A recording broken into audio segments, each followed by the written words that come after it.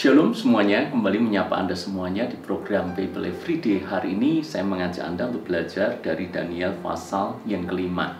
Kalau dari pasal-pasal sebelumnya kita belajar tentang Raja Nebukadnezar.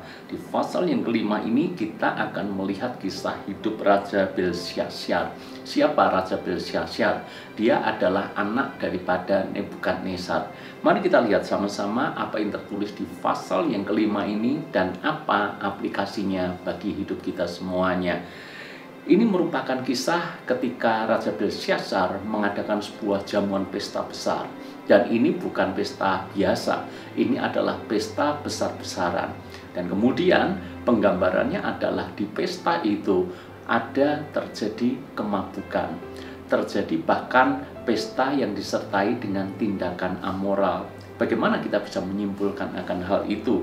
Di dalam ayat yang pertama dikatakan seperti ini. Raja Belsyazar mengadakan perjamuan yang besar untuk para pembesarnya, 1.000 orang jumlahnya, dan di hadapan 1.000 orang itu ia minum-minum anggur. Perhatikan ayat yang kedua.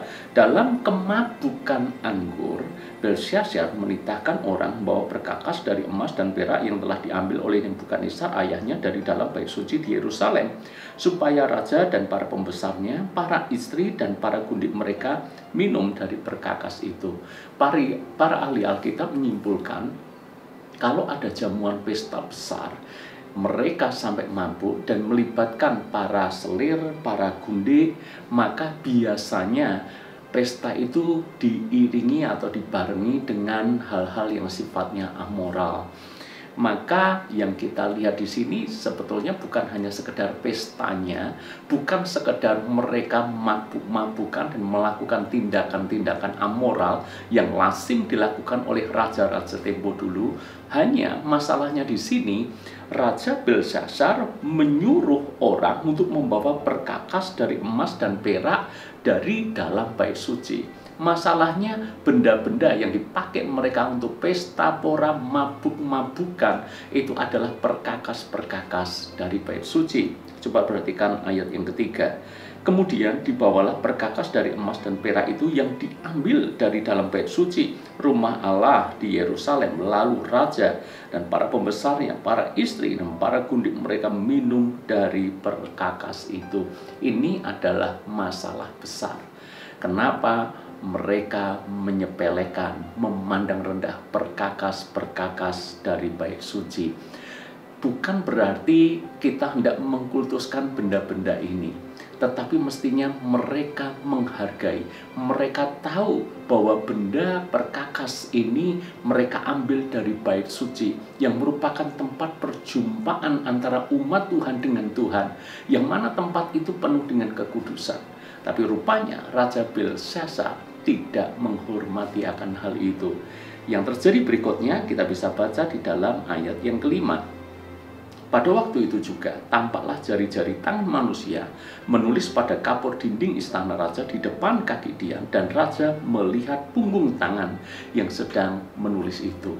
Raja Belsyazar di saat pesta sedang berlangsung mendapat penglihatan yang membuat menjadi pucat raja dan pikiran-pikirannya menggelisahkan dia.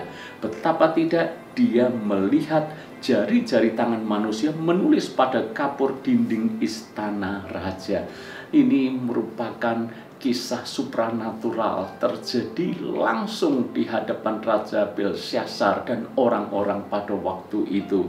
Dan kemudian Raja Belsyazar memutuskan untuk memanggil semua orang bijaksana di Babel, kemudian ahli-ahli nujum, orang-orang pintar, disuruh untuk mengartikan apa maksud daripada tulisan itu.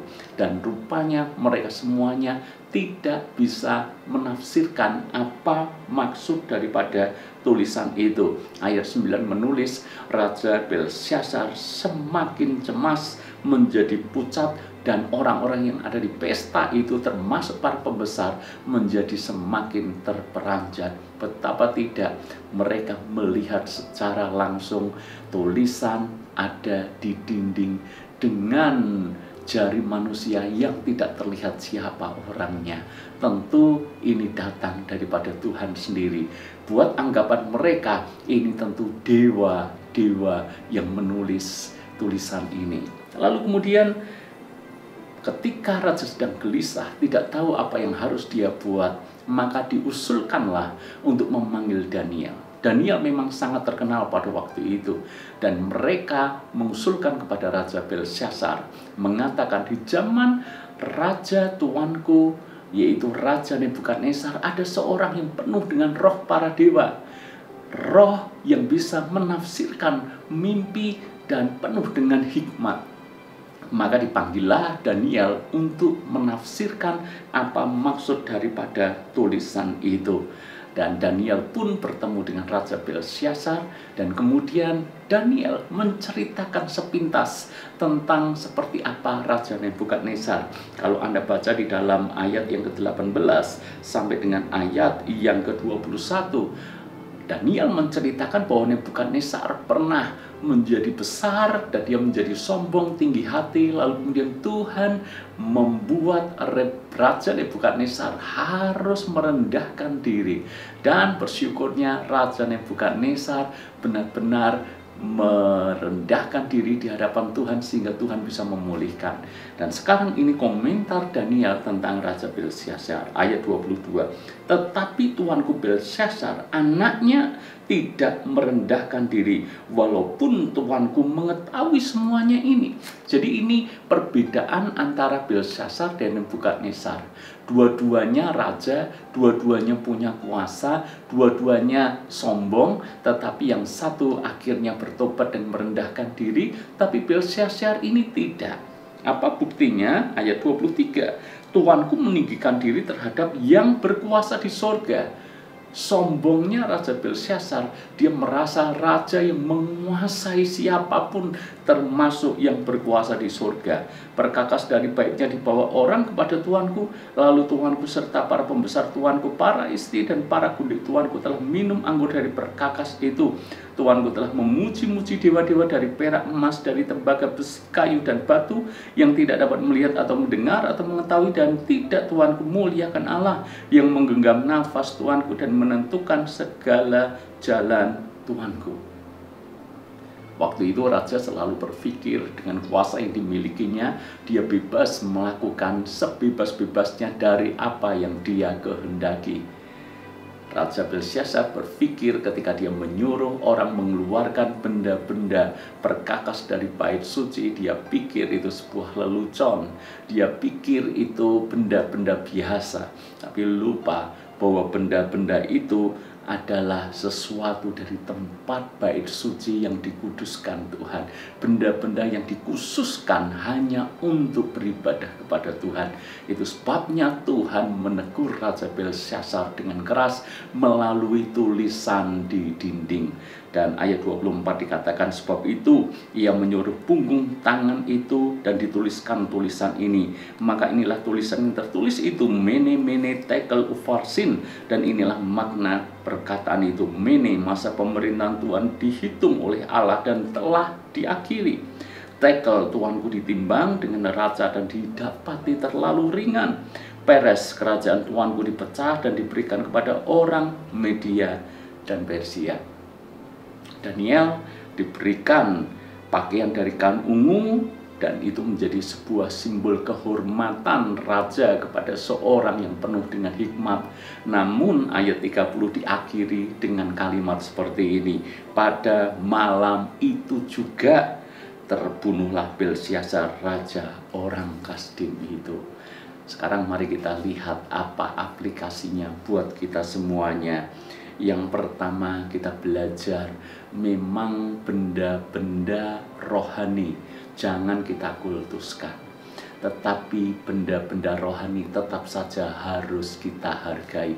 Jangan kultuskan Alkitab, jangan kultuskan kalung, jangan kultuskan kalung salib maksud saya, jangan kultuskan benda-benda rohani. Tetapi kita juga harus menghormatinya. Memang Alkitab ini seperti halnya buku biasa, tidak perlu dikultuskan, tidak perlu disembah-sembah, tetapi juga bersikaplah respek, hormat tentang Alkitab ini. Karena bagaimanapun juga ini adalah firman Tuhan, isinya adalah perkataan Allah sendiri. Hormatilah. Karena bagaimana kita menghormati benda-benda rohani itu merupakan sikap kita menghormati Tuhan. Jadi yang pertama, jangan dikultuskan, tapi kita juga harus menghormati dan menghargainya. Tidak bisa kita pakai secara sembarangan. Lalu berikutnya, kita melihat di sini tentang Daniel. Daniel diingat, bahkan ketika pemerintahan berganti, raja sudah berganti, Daniel tetap diingat. Itu artinya apa yang kita pernah kita lakukan di waktu lalu itu juga akan selalu membekas kuat, bahkan membekas kuat di benak pikiran orang banyak. Kalau kita melakukan yang jahat, itu juga membekas kuat di benak pikiran mereka. Sebaliknya, kalau kita melakukan hal yang baik, bagaimana Tuhan nyata dalam hidup kita, itu juga akan diingat oleh banyak orang. Terbukti bahwa Daniel pun diingat. Dan kemudian sekali lagi Daniel berhasil menafsirkan tulisan di dinding itu. Hal berikutnya yang kita bisa pelajari dari kisah ini, jangan menjadi sombong. Belshazzar menjadi sombong, merasa bahwa dia bisa melakukan semuanya karena dia adalah raja. Hati-hati, sekalipun kita kaya, sekalipun kita berkuasa, sekalipun kita mungkin punya segala-galanya, bagaimanapun juga kita ini adalah manusia, sebutir debu di hadapan Tuhan. Tidak patut kita menyombongkan diri, apalagi kita hendak menyamai yang maha tinggi, atau bahkan kita merasa diri lebih hebat daripada Tuhan. Nanti kita akan berurusan dengan Tuhan sendiri, sebab Tuhan akan menimbang hidup kita. Dan pastikan ketika Tuhan menimbang hidup kita, jangan sampai apa yang menimpa Raja Belshazzar menimpa kita. Sebab ketika Raja Belshazzar ditimbang, neracanya menunjukkan bahwa Raja Belshazzar itu terlalu ringan, tidak ada bobotnya sama sekali. Ingat, hidup hanya sekali, dan Tuhan pun bisa menimbang hidup kita. Pertanyaannya, ketika Tuhan menimbang hidup Anda, apakah Anda punya bobot? Hidup yang berkualitas, hidup yang berdampak, hidup yang menjadi berkat, karena Yesus ada dalam hidup kita. Ingat, Raja Belshazzar dalam kisah ini tidak diberikan kesempatan lagi. Sebab malam itu mereka gelar pesta gila-gilaan, pakai benda perkakas dari bait suci. Lalu kemudian di ayat terakhir dikatakan, pada malam itu terbunuhlah Raja Belshazzar. Jadi kita melihat di sini bahwa sesungguhnya ada waktunya memang Tuhan memberikan kesempatan. Tapi ada waktunya kesempatan itu berakhir. Kita tidak pernah tahu. Karena itu justru setiap kali Tuhan mengingatkan kita, mari kita respon, lembutkan hati kita. Belajar seperti Nebukadnezar, diingatkan rendah hati. Belshazzar diingatkan tapi tetap sombong. Itulah yang membuat Raja Belshazzar dihukum Tuhan. Saya berdoa Daniel pasal yang kelima ini menjadi pengingat, menjadi pembelajaran penting buat kita semuanya. Tuhan memberkati.